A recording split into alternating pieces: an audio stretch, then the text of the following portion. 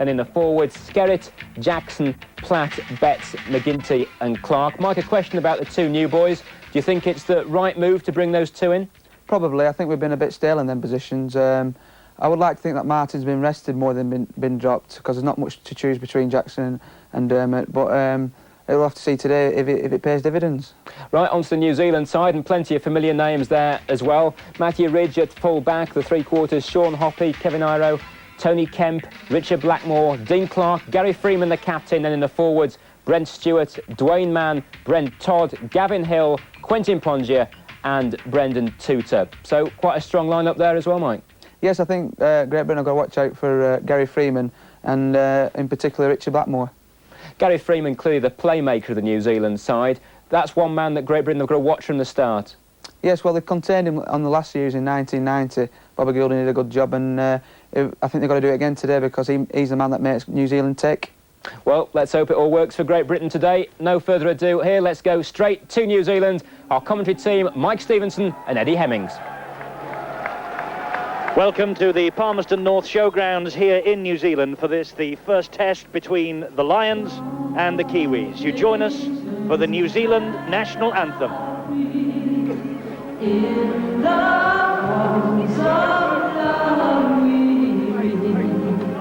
we hear our voices, we entreat God defend how free land, not us in victory will start from the shouts of strife and war.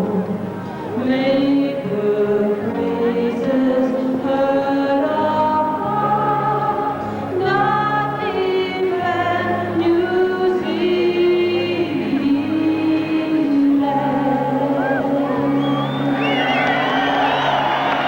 The New Zealand National Anthem sung by Vicky Lee, a local singer here at Palmerston North. And so now the formalities just about complete for this, the first of this two-match series.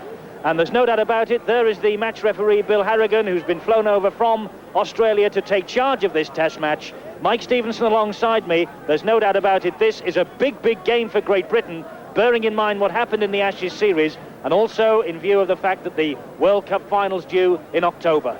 Well, most important for the Great Britain side, they've really got to give it plenty of power today. Two convincing wins against the Kiwis would really put them in great stead for that confrontation against the Australians at Wembley. This is the haka. This is what's supposed to frighten Great Britain out of their skins.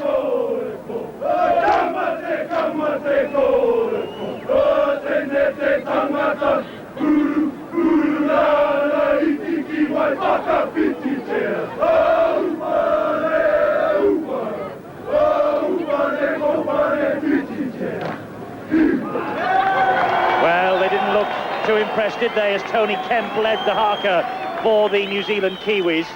There's the captain, Gary Freeman, from the Easts Club in Australia, and there's the British captain on your screen now, Gary Schofield.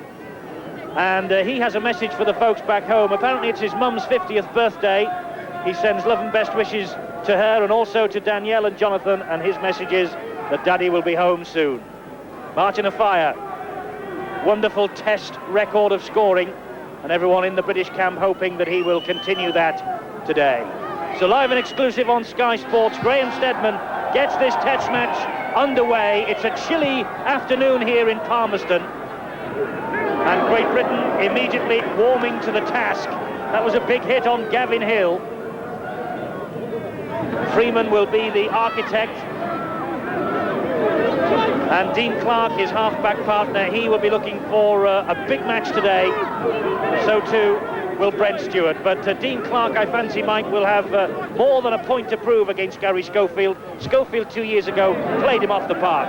That's for sure, and I'm sure that the Kiwi contingent would expect Clark to lift his game considerably.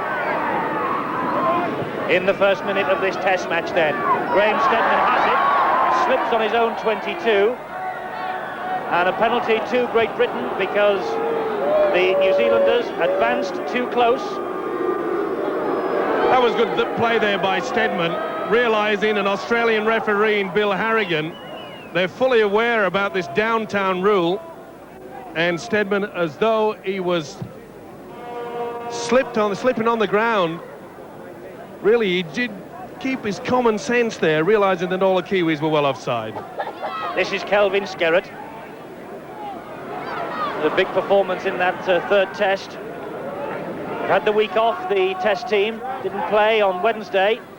Andy Platt, the man of the series, I think, against the Aussies, no doubt about that. Lee Jackson, one of the changes in the side. Now Phil Clark.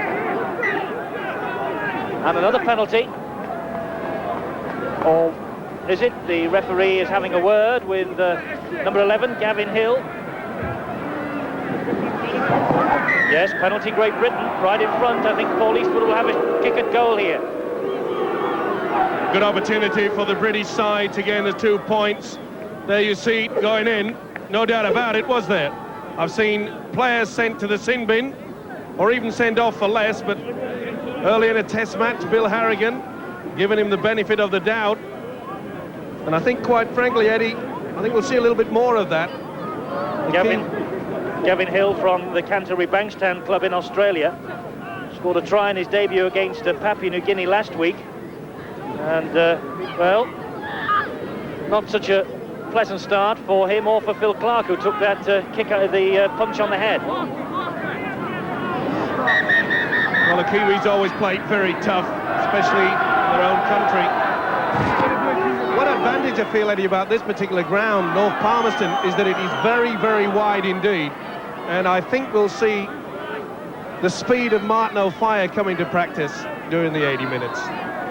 Well, Eastwood was criticised in Australia because he took so long over his goal kicks. He's not exactly pushing the clock along this time, is he? He wasn't happy with the amount of sand that was sent out to him, so kicked it away and demanded more. Joe Lydon, the sand carrier today, one of the substitutes. In fact, Lydon substitute in all 5 tests on this Australasian tour so far. But Eastwood with the goal-kicking responsibilities again today, the leading point scorer on tour, 50 points from 4 tries and 17 goals. Kicked so well in the second test against Australia. Getting a bit of a barracking from this New Zealand crowd because he's taking his time again. But can he get Britain off to a great start with the boot? No, it's been waved away by the touch judges. And so that won't do Eastwood's confidence too much good. New Zealand, though, will restart with a dropout on their own 22 from Matthew Ridge into the British quarter, and Graham Steadman, his opposite number.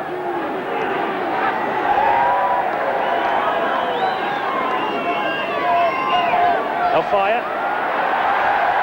and Sean Hoppy drags him to the ground. Now down on touchline for us this afternoon in New Zealand is Lee Crooks. And Lee, you've been inside the dressing room. What's the atmosphere like among the boys? The atmosphere is very good, actually, Eddie. You know, all the players realise it's going to be a very tough series against New Zealand, especially coming back off a series against Australia. But you know, the boys are very prepared, well prepared for the game, and they're very well committed. More from Lee Crooks during the course of this match. This is Steadman. Oh, he does well to get away then. It was Tuta who was trying to close him down. There's a fairly strong wind blowing down this pitch, though. Here's the first run from Matthew Ridge, faced by Gary Connolly. Good play from Ridge. He finds Richie Blackmore. Great Britain caught offside. Harrigan marches them back, doesn't he, Mike? There's no doubt about that. Yes, well, he got Connolly there for not standing directly the man in front of the play of the ball. You have to stand behind him. Harrigan deeming that Connolly, and correctly so, was standing at least a yard to the left. 5 minutes of this first test gone then. Freeman to Clark, and this now is Stewart. Tackling by Dennis Betts, being cajoled and encouraged by his captain Schofield. Skerrett a bit high. McGinty finished him off. Dwayne Mann of Warrington. Freeman dabs the ball forward. Well watched by Lee Jackson. Freeman, of course, was really shot out of the series by Bobby Goulding in 1990. Big responsibility on Sean Edwards' shoulders today. It'll be a tough one for him. Freeman really has hit top form with Eastern Suburbs in Sydney. But that really was great play by the hooker Jackson. He's obviously been given the sweeping role. Now Betts. One or two of the players slipping on the very lush turf here at Palmerston North. Only the second time that a test match has been staged on this ground. Great Britain winning the first 11-10 2 years ago here. And it was Schofield with that kick downfield who scored the crucial drop goal that day. Now Matthew Ridge. Amazing thing, Eddie, about the ground. It was underwater on Tuesday. It really has come up wonderful. Yes, it's the depths of winter down here. You might be enjoying the summer back home in Great Britain, but it's very, very cold here, and quite a culture shock, believe me, after crossing the Tasman from Australia just a week ago. The heat and humidity of Brisbane. Now Brent Todd. Call from Schofield was hit him. This is Eddie Hemmings and Mike Stevenson at Palmerston North for you on Sky Sports. Ridge. Freeman looking for the opening. Maybe we'll prize something now for Hill. That's good tackling. Hill releases the ball in the tackle though. The bomb is hoisted. Stedman's watching it. Good position there by Stedman. Well, they're using the reach kick all day, will New Zealand. But Great Britain have to watch out for this switch to the blind. Freeman really enjoys that. And with the two rangy second rowers, Hill and Pongia, New Zealand will be looking to try to exploit that blind side. It's a good little run from Stedman. Eastwood continued it on, and now this is Kelvin Skerrett. New Zealand, under their new coach, Howie Tamati, beat Papua New Guinea 66 points to 10 last week. Schofield taking the tackle from Freeman and Dwayne Mann. Mann, one of 5 English-based players in this New Zealand 17. Clark feeling the full weight of that challenge too. Now Schofield. I think Great Britain are playing against the breeze here. This is Hoppy. And Great Britain caught offside. Harrigan, pretty smart to blow up. No doubt about it, the merry whistleblower Harrigan wants an open game. That should become quite clear to both sides. Matthew Ridge of Manly, Dwayne Mann of Warrington, now Freeman, and he gives the ball to Stewart. McGinty and Clark. The Wigan combination bring him down. This now is Brent Todd. Brent Todd, 2 premierships, remember, with Canberra. Then he went to join Wally Lewis on the Gold Coast. Freeman trying to set something going now. Clark just couldn't get away from the attentions of Kelvin Skerrett, who yanked his boot off in the process. Freeman, Ridge. Warming to this task, closing New Zealand down, not letting them play. Freeman, he's a man they will have to watch. Tutor and Iro, they know all about Tony Iro. Britain will have to be very careful there. They use the dish defence coming in quickly. Powell raced away off the line. He's a big guy, he's Iro. They'll take advantage of that. The kick ahead from Gary Freeman was just a little bit too strong. He just rolled dead in goal. So Great Britain will restart this match with a tap on their own 22. Coming up to 10 minutes on the watch. Still, New Zealand 0, Great Britain 0. The 78th international between these two nations. Britain have won 47. New Zealand only 27. And here in New Zealand, Great Britain holds sway too. 27 wins from 44 matches. Edwards. Great tackling from Gavin Hill. Only his second international for Gavin Hill. Jackson. That's the last tackle.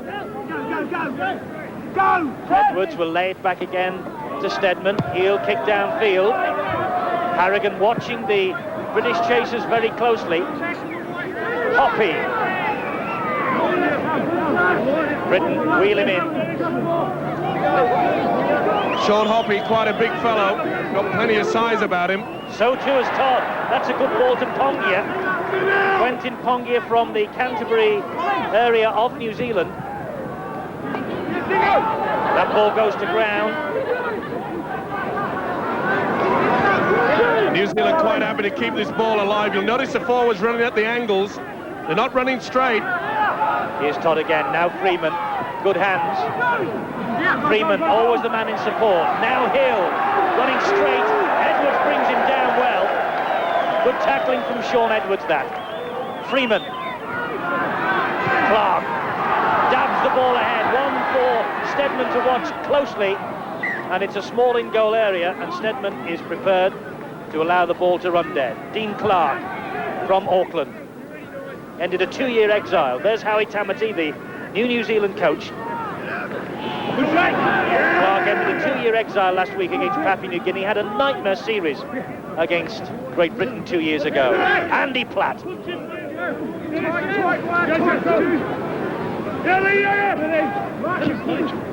Betts, that's a good run. Betts, we were looking for a big game. He's been very slow to get going on this tour. Edwards. Great Britain trying to step up the pace of the play of the ball. Oh, I don't think Edwards was expecting that. And he hacks the ball forward. It doesn't go out. Ridge has to pick up. Can't get away from Connolly, Clark and Eastwood. 12 and a half minutes. Still we await the first points of this first test at Palmerston North. Eastwood with the missed penalty, the only opportunity so far.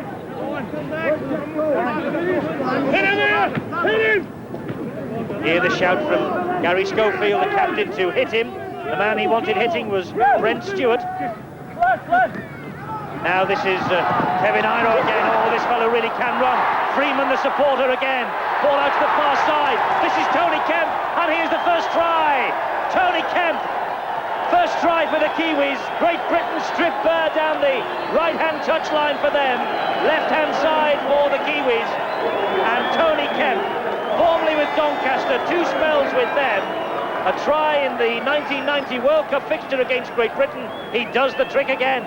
Well, I mentioned that they'd worked the blind side, the big fellow Iro. Lovely pass inside, bit risky, but they took the gamble. Freeman and Kemp, the big guy from Newcastle, in for a try. They caught napping was Britain on that blind side. They missed that first tackle. That will build their confidence no end. We mentioned that they'd have the strength on that blind side. This guy is a big fellow. It was risky, but he had support. Freeman, beautiful pass out wide. And there you saw Kemp, far too much pace there for Eastwood. Eastwood had moved in, hadn't the chance to recover. That's a good try. Tony Kemp, his 15th cap. A 1989 tourist from the Newcastle Knights Club in the Winfield Cup, as so many of these New Zealanders now are. And Matthew Ridge from Manly is another of them. And an excellent goal kicker is Matthew Ridge. 6 goals when New Zealand beat Great Britain 21-18 in their last meeting. 4 goals just 7 days ago. But not successful this time. So the gap is 4 points. Ridge unsuccessful. Howie Tamati doesn't show it, but he must be delighted with that try. New Zealand 4, Great Britain 0. Lee Crooks on sideline, not the start the British boys would have wanted. Well, no, obviously not. You know, we realised that they were going to attack the blind side a fair bit, and you know, the big thing that we didn't do is once they attacked the blind side, the open side players didn't wedge across and left Gary Freeman with a lot of room to make the break and pass the ball to Kemp, who scored. But I think the big factor with Matthew Ridge at the moment is I believe he missed. He only kicked 2 goals against Papua New Guinea, and his confidence must be very low. And obviously missing that game, that kick, you know, hopefully he'll have an off day again today. Yes, Ridge missing with the conversion attempt, but New Zealand not missing out on the opportunity to score the try. They lead 4-0. The amazing thing, Eddie, is that Matthew Ridge was at this ground yesterday for 4 hours practicing kicking. That's how much effort he puts into that part of his game. It's a vast open bowl, the showgrounds at Palmerston North. The wind is blowing in his favour. It's at his back. As you'll see now, as no doubt he kicks this deep downfield, gives it a low trajectory, bouncing, rolling all the way, runs. That's probably an indication of just how much wind there is here. It runs dead in goal again. He's having a bit of a difficulty, I think, judging the pace. The amazing thing is, such a long ground that the in-goal areas are so shallow. So Great Britain trailing by 4 points to 0 with Andy Platt. Good tackling that by Dwayne Mann downstairs. Halted him. He was finished off by Stewart. Now Kelvin Skerrett. Tutor, the man who's all over him, Brendan Tutor of Featherstone. His first international for 3 years, this. Clark, well watched. Good tackling. Kemp, the try scorer. Edwards, Connolly. Straight into Brent Todd, away from him. Dwayne Mann all over him. Dwayne Mann's getting through some work here. It's the second really big hit he's put in on the British boys. A good 10, a good 10. A good 10, Bill Harrigan says to the British players. Blackmore of Castleford. Ball drops. Britain will have that one back. Billy McGinty wants to get on with it if Gary Freeman will let him. Now Edwards. Schofield. Powell. This is better. Steadman. O'Fire.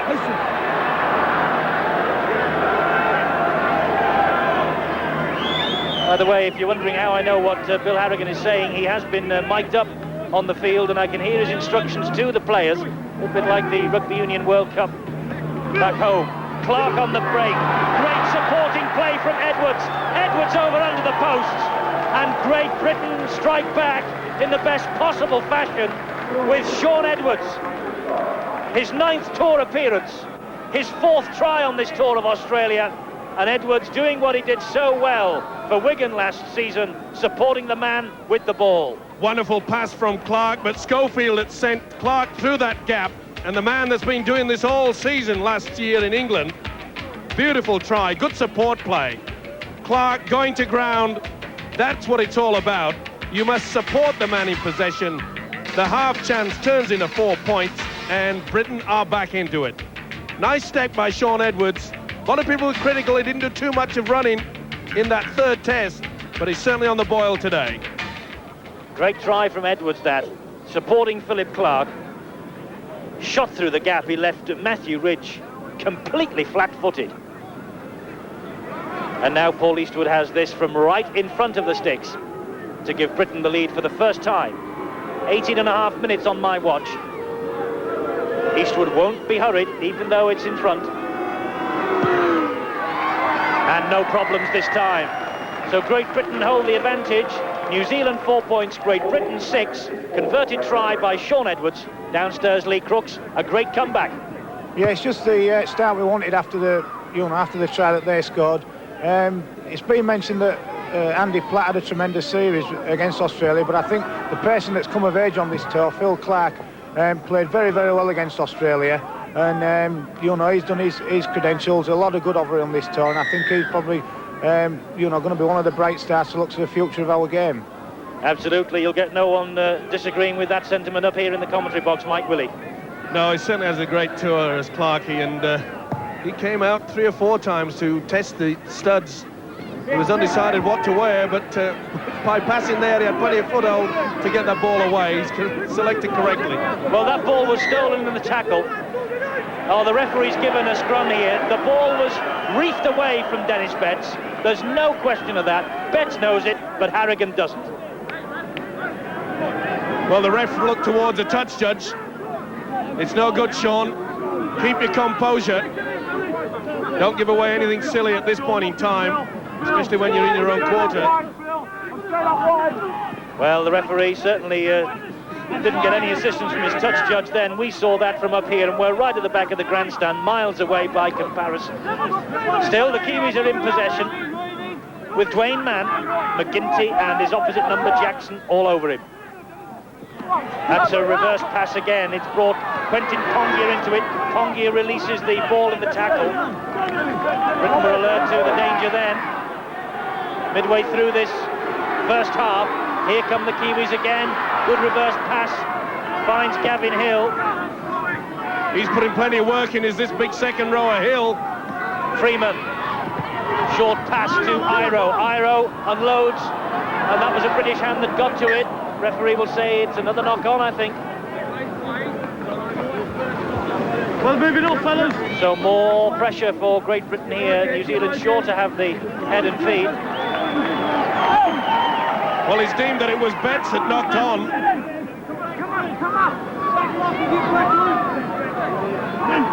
Wants the two packs to back off. This is Kemp. Good reverse pass there to Matthew Ridge. Ridge chiming into the line. Iro the dummy half. Oh, Philip Clark felt the full weight of Brent Stewart then. Mann and Freeman.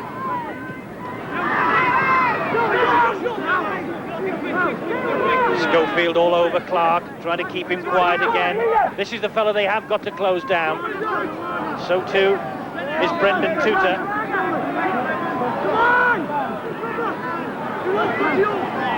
Freeman again. Kemp, Iro. Iro through one, through two. He's got Hoppy in support. Freeman's there too. Oh, he took the cameraman out. He took the cameraman out, and he also took the corner flag out. It'll be no try. That could have been so dangerous. Brought a smile up here, but the cameraman flattened and the lens of the camera broken. Well, you can't hold off this man. Big Iro, beautiful support play there. And the cameraman goes over, and quite frankly, I think that Freeman had his eyes on the cameraman, knew he was going to collide, and that could have saved us the 4 points. Feeling the effects of that run, and so too is a very expensive piece of equipment. Oh, and Martin Offiah was hit late then by Freeman. He didn't like that challenge, and I don't blame him. Not often you see Offiah lose his rag, but he didn't like that. It came very, very late. It took the wind completely out of his sails. The referee wants a word with both players. And two captains, no doubt. A little bit of niggling coming into this game. Harrigan has to lay the law down now. Offiah shakes hands with Freeman. He got the penalty though for the late tackle by the New Zealand captain. Offiah in his 25th test, a remarkable scoring run. 23 tries in 24 tests so far. Platt trying to barrel his way through Brendan Tutor. Jackson.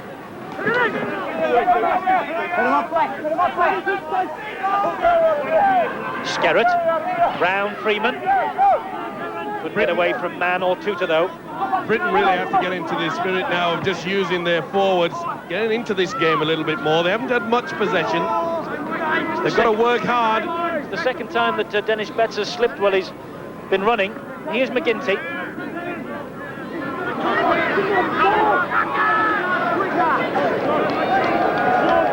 Back to Steadman. Kick from Steadman, flies out on the full. Play will come back. Bad mistake by Steadman. He's been kicking so well up to this point, and he's been kicking intelligently as well. He's been making sure that the ball isn't going down Matthew Ridge's throat. We've seen over the last 18 months that Matthew Ridge, a very dangerous attacking player for Manly. New Zealand back in possession. By the way, that try that Great Britain scored, courtesy of Sean Edwards, the 50th on this tour so far. So Great Britain have hit the half-century. They lead here by 6 points to 4. Half-century of tries on this long, long tour of Australasia. Clark. And now it's Ponga. Or Pongia, as he should be called. Offiah picks up the bits and pieces from him, has to retreat before releasing Jackson. He now gets McGinty in the clear. McGinty has support from Connolly. Well, he might not need him. Great run from Billy McGinty, stopped only by Matthew Ridge. And that should be back to 6, and it is. McGinty got it back. 6 more for Great Britain to exploit here. Schofield, Powell on the charge, running square, looking for the supporting act out wide. Bounces off the shoulder of Iro. And that line there you can see ahead of Great Britain is the New Zealand 22, Clark. Good ground made again by Philip Clark. It was a good run by McGinty, Eddie, but I thought he should have taken the option to get the ball out wide to Connolly. He was screaming for that football. Schofield.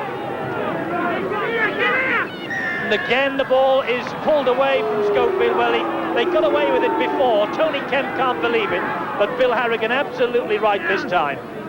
Stealing the ball in the tackle, it's a stupid rule. Everybody thinks it is. Mind you, that was a clear and a blatant offence. Yes, Harrigan didn't have to look towards his touch judge on that occasion. Not that the flag waver may have given him any indication one way or the other. They have a tendency to go very misty in test matches, the flag wavers, don't they?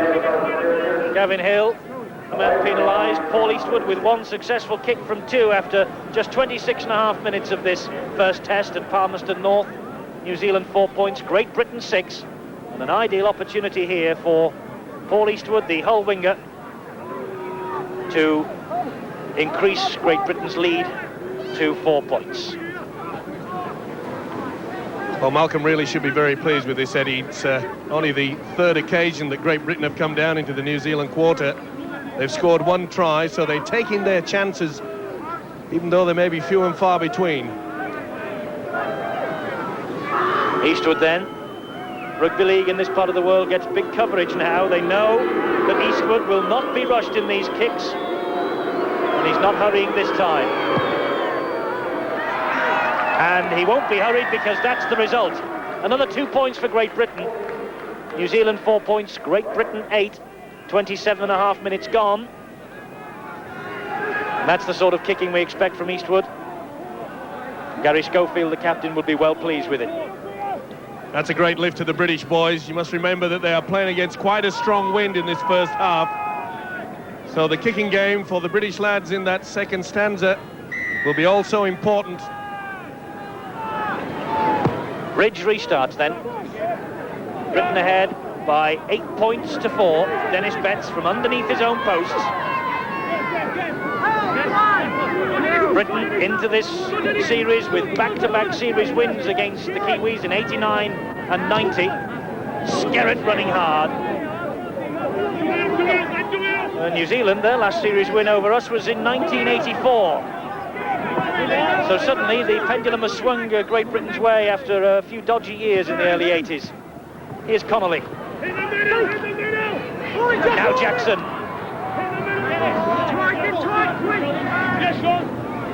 Sean Edwards on his own from dummy half. Shows the ball to Schofield, gives it to Skerrett. Skerrett trying to run straight through the chest of Iro. Edwards, the dummy half again. Back to Stedman. It bounces again back towards the British team. Tony Kemp goes on the charge. Slipped and gave it to Eastwood. Oh, Eastwood was almost clear. That was a try-saving tackle from Matthew Ridge. That was a bad mistake by Kemp there. Eastwood just 1 step away from getting clear. There was no one at home. If Ridge had missed him, Eastwood would have been over. Betts. It was Hill and Dwayne Mann who got him. This is McGinty. Whoa, McGinty thundered to the floor by Tutor. Todd came in over the top for good measure. Schofield now. Edwards and Schofield on the run around. Betts. Good tackling from Kemp and Clark. I think Betts has taken a knock there. Took a bang. Play continues. Edwards dabs it downfield. Again, the short in-goal area means there's not too much latitude for error. The ball runs dead. Betts back on his feet, he's all right. Wasted effort there by Edwards, he knows it. 10 minutes of this first half remaining. Great Britain 8 points to 4 to the good. Hoppy gets to his feet, no one marking him, is allowed to take it himself. Todd away from Platt, Freeman in support. This is Clark. Oh, the ball goes into no man's land all the time. New Zealand lucky to get away with that one. Tutor up to halfway. Rugged, raw bone Brendan Tutor. It's a good job the British scrambling defence is getting back because the Kiwis are finding that first initial break. There you see the British boys hanging off. They can't afford to do that. Kevin Iro, formerly with Wigan and Manly, of course, not being allowed to get to his feet. Philip Clark penalised. And Ridge will have another shot at goal. Phil Clark, complete with the headgear. This time it was snapped in Brisbane in the early minutes of that third test. This is why the penalties come about. Well, a big fellow, Iro. There you see, he's trying to milk the penalty. And he's got it. There you saw Clark's arm coming in on a second issue. It was the second effort there that really convinced Harrigan that he would give the penalty, and rightly so. You must agree that the big fellow, Kevin Iro, certainly was trying to milk one there, and he got it. Clark penalised then. Ridge with the penalty. That headgear, by the way, repaired this week by an Auckland cobbler. Ridge has struck that one, and he struck it well. So New Zealand not out of this by any stretch of the imagination. 6 points to 8 now, just 32 minutes on my watch gone of this first half. The gap has closed again, 2 points, that's all there is in it. New Zealand 6, Great Britain 8. Well, it may have been off form in the goal-kicking department against Papua New Guinea, but I'm sure the message would go out by the Great Britain coach, Malcolm Reilly, that not to give anyway silly penalties anywhere within 30, 40 yards of the goal. This man is lethal with the boot when he's on form. Something else that Great Britain might think about as Steadman prepares to restart the match is that Daryl Halligan is on the bench, and he is the leading scorer in Sydney with 108 points rather, from 46 goals from only 58 attempts. And with Frano Bottiga no doubt watching this back home, they're well blessed, the Kiwis, with excellent goal kickers, Mike. Well, they seem to be born into it, don't they? It seems as natural as walking. So 7 minutes now to half-time, and that's Brent Stewart. Well, that's a good run from the big Kiwi prop forward. Man from dummy half, and Edwards all over him. Betts as well. Freeman back to Ridge. Ridge downfield, Steadman on the full. Steadman grits his teeth and sets off, sees a little gap, gives it to Ofaya. Ofaya through the gap again, is he? Yes, he is, but good tackling in the end from the second rower, Gavin Hill. McGinty. Billy McGinty and Dwayne Mann, teammates, remember, in that Regal Trophy win for Warrington. That was in 1990. Enemies, though, today, in the best possible sense of that word. Penalty, Great Britain. Harrigan catching the prop forward, Brent Stewart there. Not making any attempt to get back to the 5.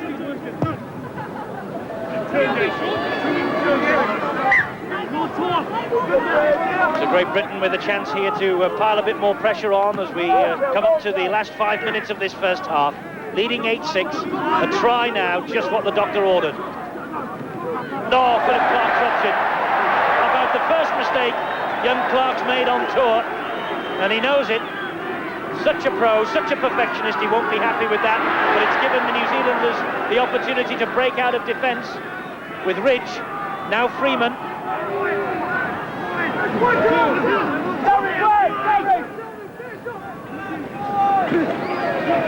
This is Quentin Pongia. Self-confessed, apparently. He says he likes to smash players. All perfectly legal, of course. He likes to run straight through them, I think he means. 5 minutes of this half to go, Mike. Expressive somewhat. Kemp and Iro tried to get the ball to Blackmore. The ball went straight out. Tried to use quick hands, just didn't come off. That really never was on. It was very tight. The British defence realising that they've been caught on several occasions down the blind side. They were equal to the task there, forcing the mistake. Britain's head and feed. Edwards with the ball. Long pass. Steadman. Can't get away from Ridge. Can't get away from Tony Kemp. Connolly at dummy half. Good defence from Kemp again. Edwards. Skerritt. It's uncompromising stuff. It's tight. Eastwood. Jackson's in at dummy half now. Here's Edwards. And now Platt. Hits the ground. That's the last tackle, though. And Andy Platt not happy with that challenge. Edwards with the reverse pass, looking for Darryl Powell, who's the only British man forward. Instead, he finds Matthew Ridge, the fullback, and Ridge has sold the dummy to Powell, uses the pace, but that's a great tackle from Lee Jackson. It had to be as well. That was a good run by Matthew Ridge. And the hooker from the hole really had to pull out a great tackle. He's playing the sweeper. Brent Todd unloads in the tackle to Dwayne Mann. He continues the movement to Freeman. Tutor gives the ball back to Great Britain. Connolly, bit of untidy play there. Connolly ran straight into McGinty and had to take the tackle himself. It's all a little untidy at the moment from both sides. Know how important the score would be in the last 3.5 minutes up to the break. It's important now that Britain just close it down to the half-time break. Ensure that they keep in the New Zealand half at least. Work hard in the forwards, go at the angles, and then use the kick and hope for maybe the mistake. Schofield. Ball came back, but knock-on was the decision, I think, from Harrigan.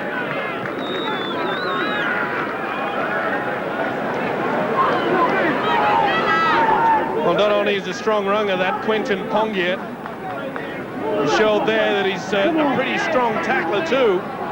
Clark really felt that one.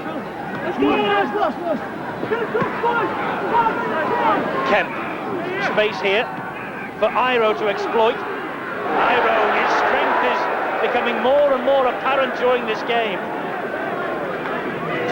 Kevin Iro, formerly with Wigan, of course. Ridge, his Manly teammate. Yes, they've got to shut him down. They've got to move up a lot quicker. They're leaving space to move. And with such a big man, Iro, he'll take advantage all day. Stewart, the prop forward, who's away from Jackson on that occasion. That's a good run from Stewart. Takes the Kiwis into the British half of the field. Freeman. Nice play from Tutor. Still going Tutor. Now it's with Pongia. And that was another good tackle coming in there from Schofield. Kiwis on a roll here. Freeman saw Sean Hoppy waiting. A fire is there, and a fire tackled as soon as he received the ball by Sean Hoppy. And Bill Harrigan says that will be a dropout from underneath the British sticks. Lovely kick here by Freeman. And Hoppy came through. Plenty of weight, plenty of strength, this guy. But good play by a fire. He positioned himself well, anticipated the kick, but there's still more pressure with just 2 minutes of this game in the first half remaining. Yes, Great Britain in no hurry. Martin Offiah kept his eye on the ball, must have heard Sean Hoppy coming in behind him, closing him down. Couldn't be prevented, though, from being tackled behind his own try line. New Zealand then will build again now with Blackmore. The most worrying aspect, Eddie, is that the Kiwis are making this first break. There you see, they're making yardage. We really are not shutting them down. It just helps to build their confidence. Inside the last minute of this first half. Just 30 seconds on my watch now to go. Plus anything the timekeepers will add on. And it's the Kiwis who are on the charge with Freeman. This now is Clark. Clark trying to get away from his namesake, Phil Clark. And Jackson and Edwards, they go the three that close him down, the British trio. Freeman again, so much involved. Tutor, still Tutor. We're now into stoppage time in this first half, and this is the last Kiwi tackle of this set of 6. And Great Britain doing well, shutting Gary Freeman down. And on the 6th tackle, it's the handover, of course. Great Britain are still 10 metres from their own line. Much better defence there in the last 3 tackles by Britain. They realised how important it was. They moved up in one line, never gave the Kiwis any chance to move and put a move on in any way. There's the half-time siren. There's the referee's whistle. So he has brought this first half to a close.